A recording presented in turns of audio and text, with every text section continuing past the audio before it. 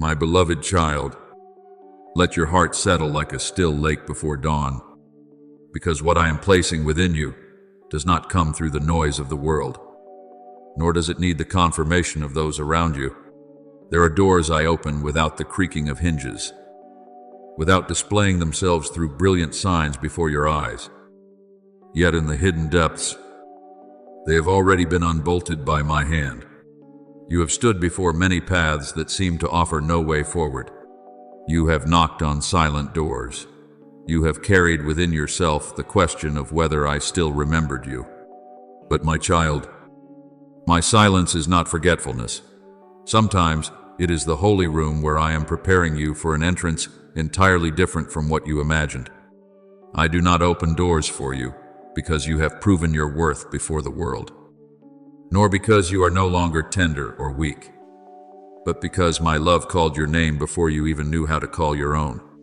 There have been seasons when you looked back and saw only narrow roads, years that seemed to be held in a long corridor without light, rejections that caused your heart to sink, promises that seemed to draw near and then drift far away again.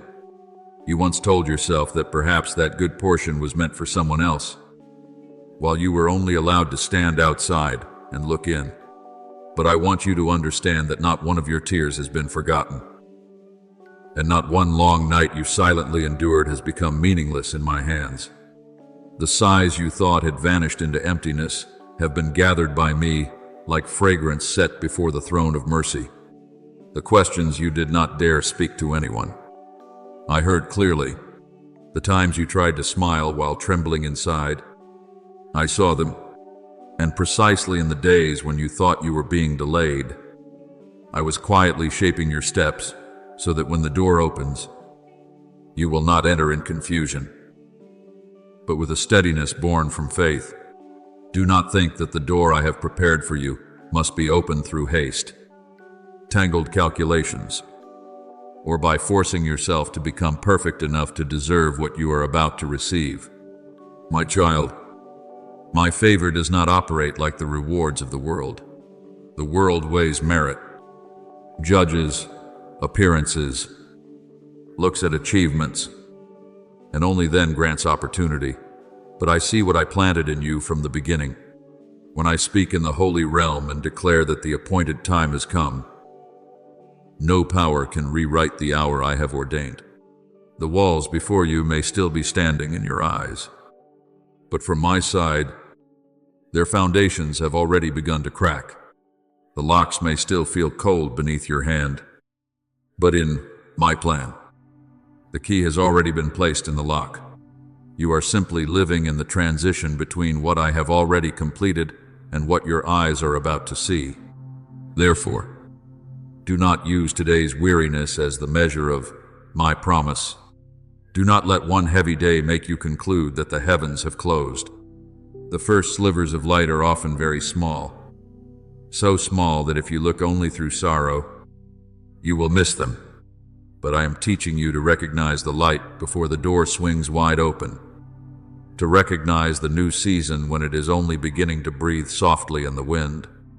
I am inviting you to step out of the habit of doubting yourself, out of the feeling that you must stand outside the threshold and ask permission to be loved.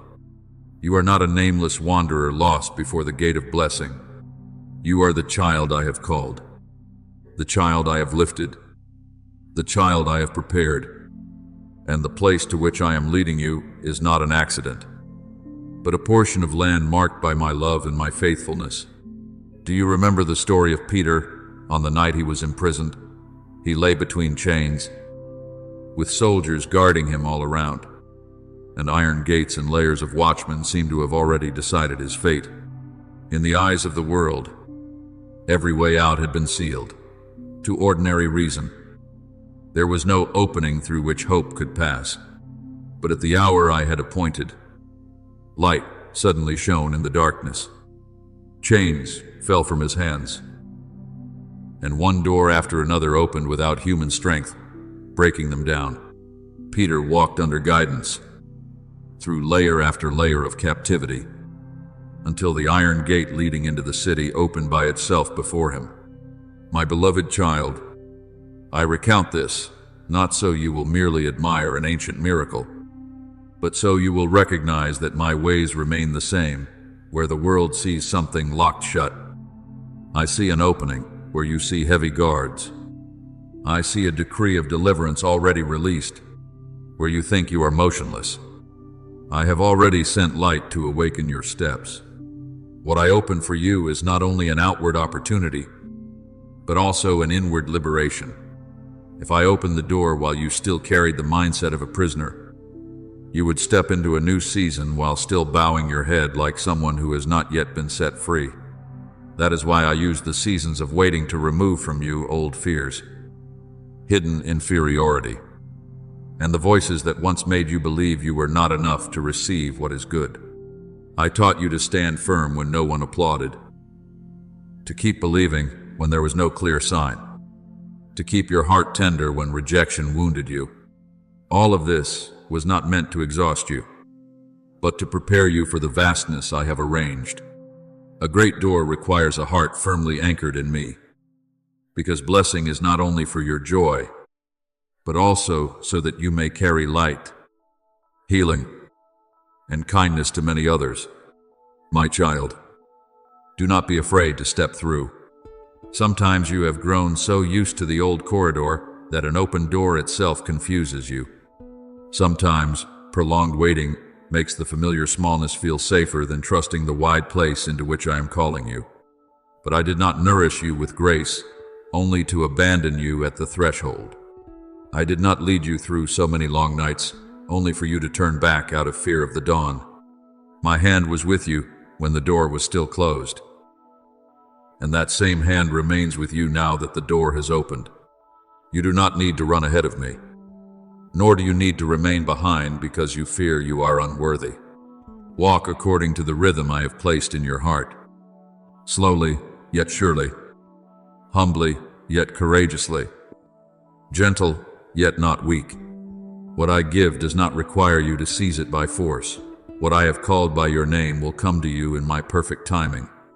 My beloved child, there are days when you lift your eyes upward and hope that I will enter your life with a thunderous sign, like thunder rumbling on the mountain, like a mighty wind shaking every door, like a blazing light strong enough to make every doubt within you vanish at once. You think that if I am truly acting, everything must change in one clear, powerful, undeniable moment. But my child, my love often comes in a much gentler way. I do not always choose the storm to announce that I am near. Many times I come like a thin mist settling over the field before dawn, like the scent of damp earth after a light rain, like a quiet warmth spreading through a cold room. You may not see it with your eyes, grasp it with your hands, or point to the exact second when everything began to change. But from the deepest place within you, you will know the atmosphere inside you has been touched by me. Therefore, do not grieve when what you have been waiting for does not appear in the radiant form you once imagined. Some of the greatest miracles do not enter through noise, but through a stillness that softens the dry places within your heart.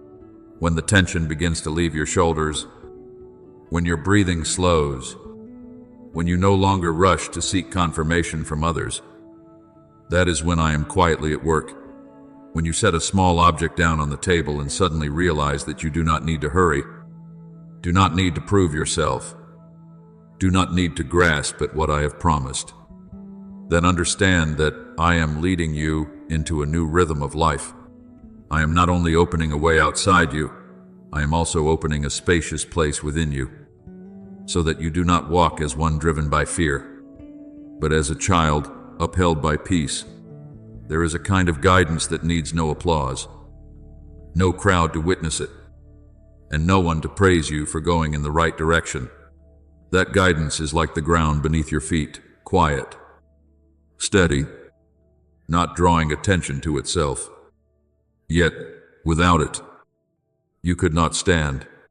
Many times I have lifted you through things so small that you nearly overlooked them. A morning when you woke up and your heart did not feel too heavy.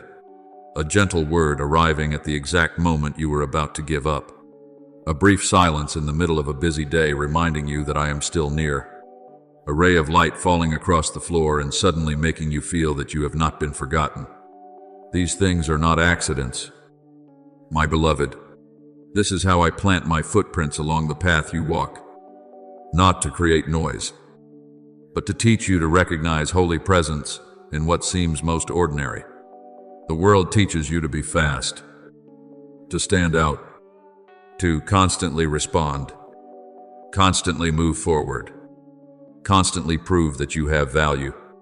It makes you believe that if you stop, you will be left behind if you are silent. You will be forgotten if you do not try to keep everything in your hands.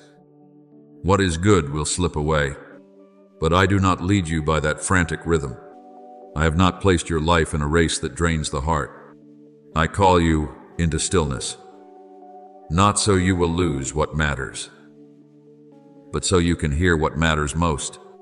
When all the noise softens, when the commands of fear no longer overwhelm you, when you can sit still for a few minutes without feeling useless, then the soil within you begins to soften, and it is in that softened soil that I plant the seeds which will one day become doors.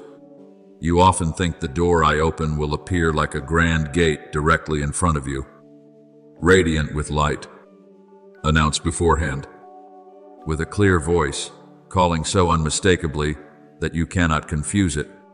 But many times that door begins with a small detail, a clear thought, a gentle prompting, an unplanned encounter, a lightness that comes after you stop resisting. I love to use what is small, because small things teach you humility. I love to use what is ordinary, because in the ordinary, you are not captivated by appearances, but learn to discern where my breath is. I love to lead you through hidden movements, because when there is no display to blind your eyes, you will realize that what holds you is not the glow of circumstance, but my hand placed behind your back. Remember Elijah, who once stood amid great upheavals. He saw a mighty wind, an earthquake, and a blazing fire. Those things easily make people assume that I am present only in what is fierce. But then I came to him in a gentle whisper, so delicate that only one who knew how to listen could recognize it. My child, that story does not belong only to a distant age. It is also my word for you today. Sometimes you seek me in events that shake your life, in answers that must be very loud, in signs strong enough to wipe away every uncertainty, while I am standing very near you in the quiet you once dismissed. I do not need to be loud to prove that I am the Almighty.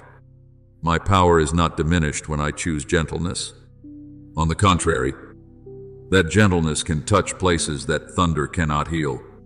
So when you find that you are no longer being swept away by every message, every call, every fear of missing out, know that I am drawing you back into a holy rhythm.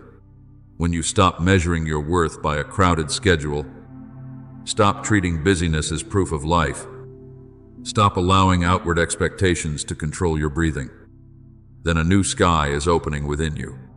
I am not telling you to abandon responsibility, nor am I teaching you to live indifferently toward what must be done. I only want you to understand that responsibility does not need to become a chain, dreams do not need to become a burden, and preparation does not need to become self-torment. You can do what must be done and still remain tender. You can walk seriously and still not lose your peace. You can build the future without suffocating the present.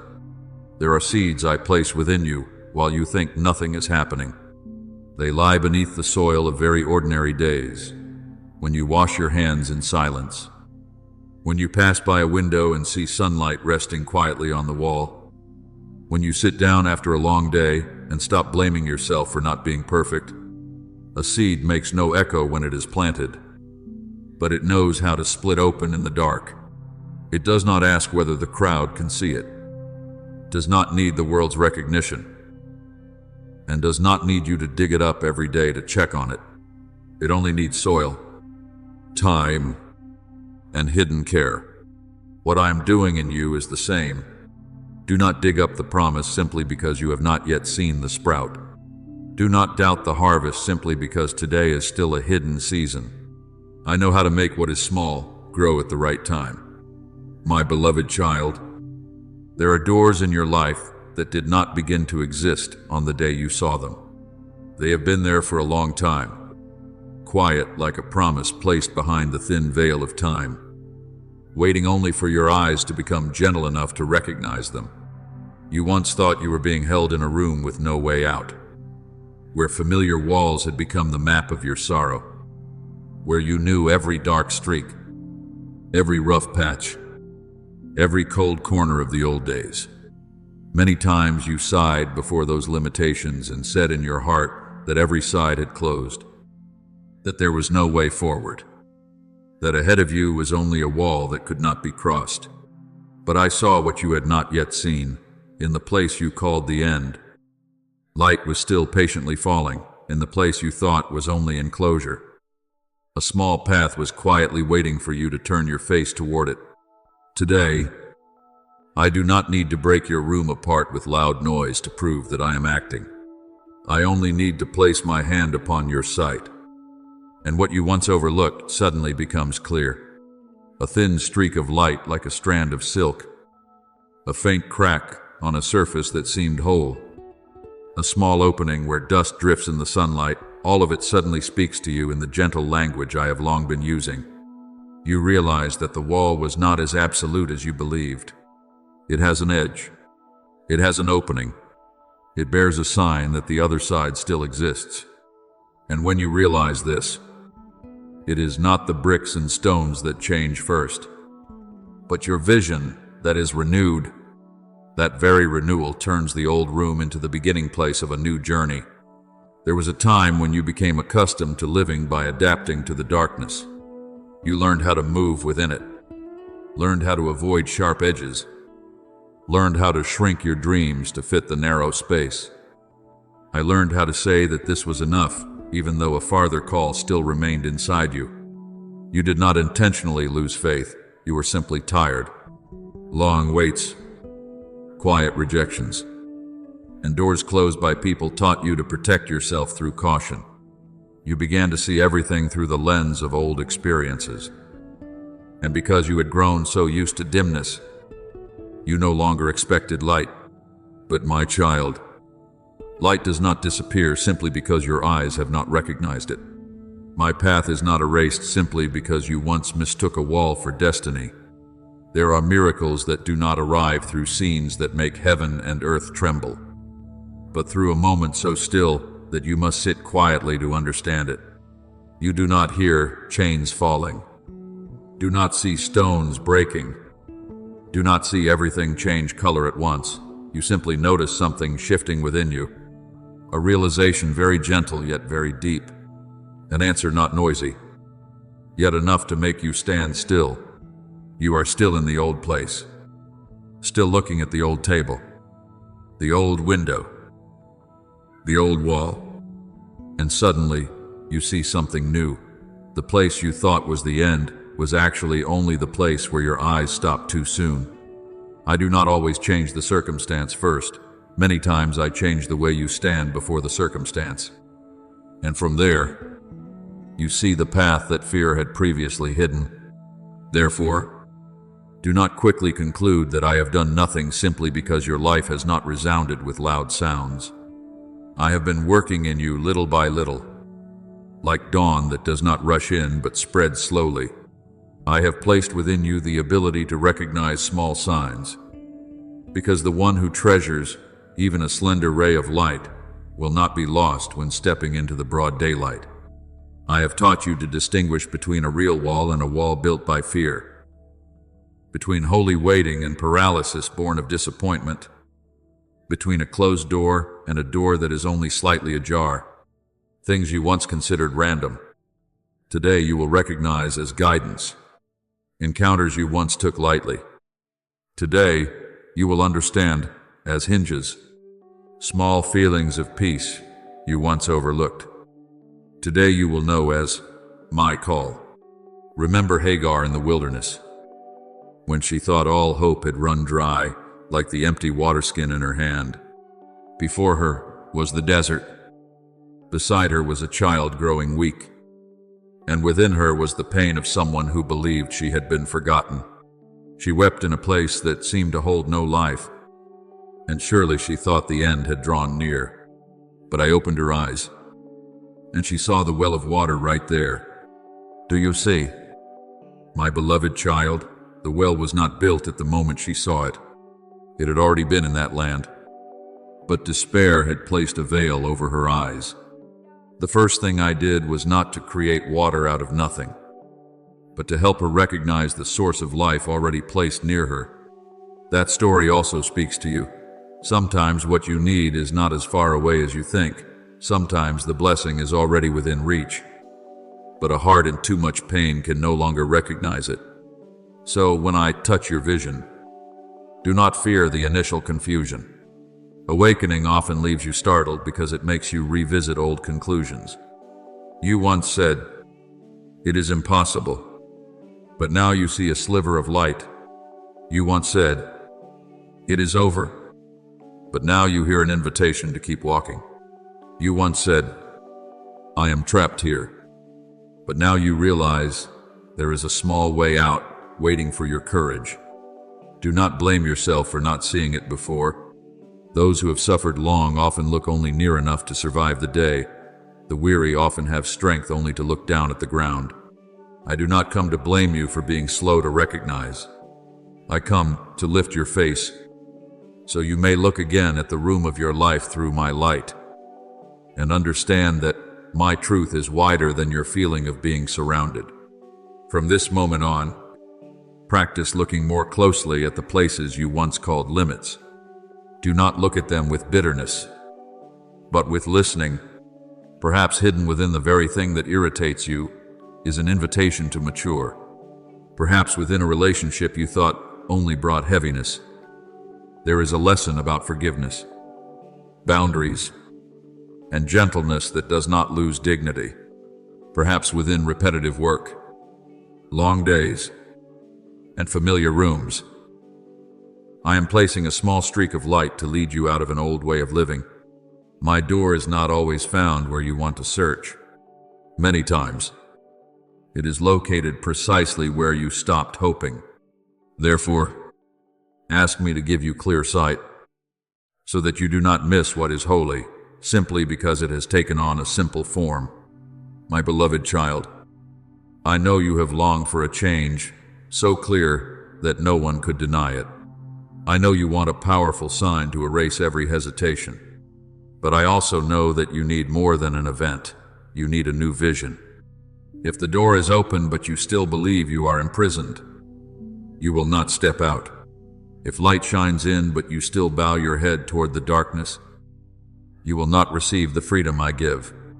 That is why I am healing the way you see. I am removing from you the habit of looking only for traces of failure. I am teaching you to stop reading your life through old chapters of pain, and instead through the promise that is still being written by my faithfulness. Rise gently, without haste, without needing to announce it loudly to anyone. Come closer to that streak of light. Place your hand upon the place you once thought was only a cold wall. You will feel a very faint outline, a sign that what is closed will not remain closed forever, that even the hardest place can open under my will. I am not calling you to step out by your own strength, nor am I demanding that you understand everything before you move forward. I only invite you to believe that when I renew your sight, the whole world around you begins to speak with a different tone. The same room, yet no longer a prison. The same road, yet no longer a dead end. The same day of living, yet no longer a meaningless repetition. The light was there. The door was there. And now you have begun to see. So keep your heart tender before what I am revealing. Do not return to the habit of calling everything hopeless simply because the path is still small. Do not despise the sliver of light because it has not yet become the blazing noon. Do not reject the beginning, because it comes in humble form. I often begin with small signs so that you learn to walk by faith rather than by display. Today, I am not only opening a door for you, I am opening your eyes to recognize what I have prepared. And when you step through, you will understand that you were never left behind in darkness as you once believed. You were only being called out of an old way of seeing, into the spaciousness of grace, where I have been waiting for you for a long time with unchanging love. My beloved child, today I do not draw near to you to reopen old pages and point to every faded ink stain in order to accuse you. I come to speak to you about something quieter, deeper, and often more painful than the mistakes themselves, the way you sit yourself in the seat of judgment, call yourself by heavy verdicts, and then mistake that severity for humility. You think that if you bow your head low enough, repeat words of self-blame often enough, and keep remembering everything that happened, you will become purer before me. But my child, I see behind that appearance a weary child, bent under a burden I did not place upon you, a burden you yourself picked up, piece by piece, in the days when you did not know how to forgive yourself. There are stones you have gathered into an invisible bag on your shoulders for a very long time. One stone is called, "If only I had done it differently." Another is called, "I should have understood sooner." Another is called, "Everything is my fault." Then there are smaller stones, sharper around the edges, an old glance, a careless word, an immature decision, a moment of weakness, an instant when you were not as wise as you now wish you had been. You keep them as evidence against yourself, as if you do not carry them, I will forget what needs to be corrected in you. But I do not need you to carry stones to prove that you know how to repent. I do not need you to crush your own heart as evidence that you have understood. The truth is, when you keep tormenting yourself, you do not come closer to light. You are only pulled deeper into the darkness of shame. Listen to me gently. My beloved child, there is repentance that brings you back to me, and there is self-condemnation that pushes you away from my arms. True repentance awakens you, softens you, teaches you to turn back, to learn what is good, and to keep walking in humility. Self-condemnation, however, paralyzes you, makes you afraid to receive good things, makes you stand outside the door of grace and say that you are unworthy. I do not deny what you once did wrong, but neither do I permit the past to become your name. A wound needs to be washed clean in order to heal, not scratched open every day until it bleeds again. A lesson needs to be remembered through wisdom, not turned into a prison where you lock yourself away for life. You have walked through many days like someone climbing a hill against the wind, thinking the road was too difficult, when in truth, the bag you were carrying was too full. Sometimes, even a gentle reminder causes you to collapse, not because the reminder is too heavy, but because it touches the mountain of self-blame already piled up inside you. Sometimes a new opportunity comes near, and you step back, not because I have not opened the door, but because you believe that someone who has stumbled is not allowed to enter the light. Sometimes others have forgotten. Circumstances have receded. My heart is opened wide. Yet you still stand there holding the old sentence in your hand and signing your name to it again every day. My child, I want you to stop. Place that bag down before me. Do not adjust the straps to make it fit more comfortably. Do not try to walk one more stretch with it. Put it down. Do you remember the story of the woman dragged into the midst of the crowd because of her sin? Those around her held stones in their hands, ready to turn one fallen moment into the final mark upon her life. She stood there with no defense left, no hiding place, no ability to rescue herself from the accusing eyes of the world. But I did not see her the way the crowd saw her. I did not call her by her failure. I did not let the final stones decide her future. When the accusing hands slowly dropped and each person walked away, she still stood before holiness. But that holiness did not crush her. That holiness opened a new way for her. Do you see? What I did was not to treat wrongdoing lightly, but to rescue a person from being buried in it. I correct in order to restore, not to destroy. Therefore, when you remember old things, learn to distinguish which voice comes from me and which voice comes from fear. My voice may hurt you at first, like light touching a wound that needs to be cleansed. But afterward it leads you toward hope, toward change, toward peace. The voice of self-condemnation is different. It repeats and repeats without showing a way forward. It accuses without healing. It makes you bow your head without bringing you home. It makes you say, "I am my mistake," instead of, "I am a child being shaped by him." I never use shame as a chain to keep you bound. I use love to call you back, truth to help you stand again, and mercy to teach you to walk differently from before. Perhaps you fear that if your heart becomes lighter, it means you are making light of what happened. No, my beloved child, a lighter heart is not the same as dismissing responsibility. A lighter heart means you stop beating yourself after you have learned the lesson. It means acknowledging what was wrong without turning yourself into the wrong itself. It means having the courage to repair what can be repaired. Apologize where apology is needed. Change where change is needed. And then let me handle the part you cannot turn back. You cannot return to yesterday to speak a different sentence, choose a different path, or hold on to what was lost. But you can place yesterday into my hands, so I can turn it into wisdom for today, tenderness for tomorrow, and compassion for those who are also walking heavily with stones, like the ones you once carried. I want you to understand that when I forgive, I do not forgive halfway. I do not open the door and then place a guard named inferiority at the threshold to keep you from entering. I do not call you my beloved child while secretly writing your name under the list of hopeless sinners. I know everything you have done. I know even the motives and weaknesses you do not have enough words to explain. And still I choose to draw you near. What changes you is not being pressed down forever, but being loved precisely when you think you are no longer worthy of love. That love alone has the power to break the old cycle within you.